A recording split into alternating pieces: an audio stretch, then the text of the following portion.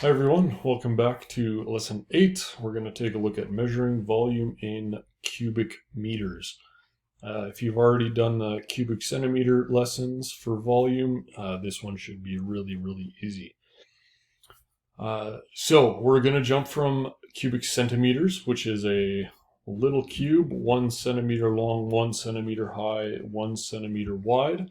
And we're going to jump all the way up to cubic meters. So 1 meter long, 1 meter wide, and 1 meter high.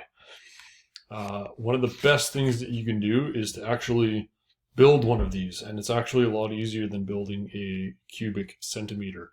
So if I had you in class right now, we would build a cubic meter out of newspaper. So as you can see on the picture here on page 145, they're using rolled up tubes of newspaper, which are 1 meter long each, and they are building the frame of a cube out of it.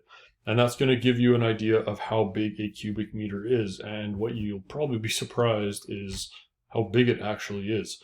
It surprises me every year how long a cubic meter is. So if you have tons of rolled up newspaper at home, I highly recommend you try building one just so you can get a really good idea of the size of it. So really the only difference between cubic meters and cubic centimeters is the size. So you just have to wrap your head around what you're going to use as a referent, which is a word we've come across before. So a referent for a cubic centimeter could be something like a dice or a sugar cube. All those things are a little bit small. They give us a pretty rough idea of what a cubic centimeter would be.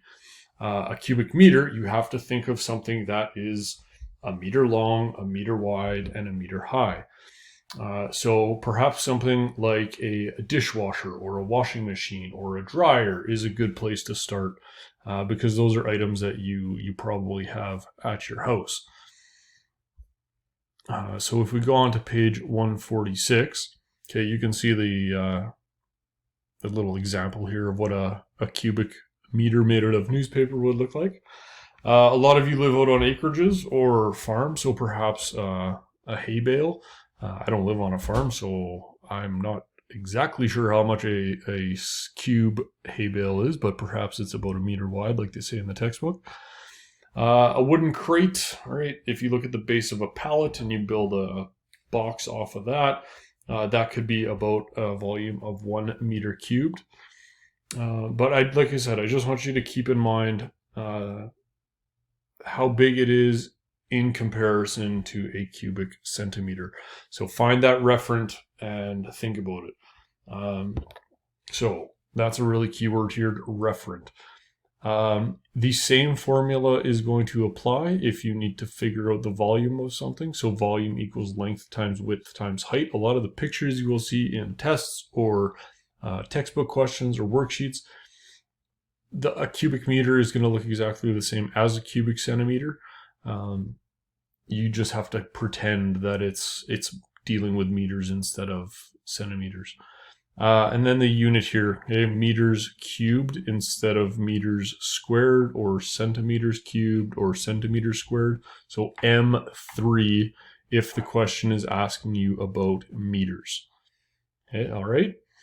So these are the kind of questions that you're going to get. So number 1, right, naming a referent. 2, would you use cubic centimeters or cubic meters? Number 3, cubic centimeters, cubic meters. Number 4, as you can see, they look exactly the same as the ones from the cubic centimeter lessons, but you have to pretend they're meter cubes. All right, and then a problem solving question for number 5. So I actually would like you to try all of those, okay? Get through 1 through 5. I will post the answers on Google Classroom. You can check them and then complete the worksheet that I'll put up for you. And you can submit that last one for me to assess. All right, any questions? Fire me an email, shoot me a comment on Google Classroom, and we'll take it from there. Good luck. See you next time.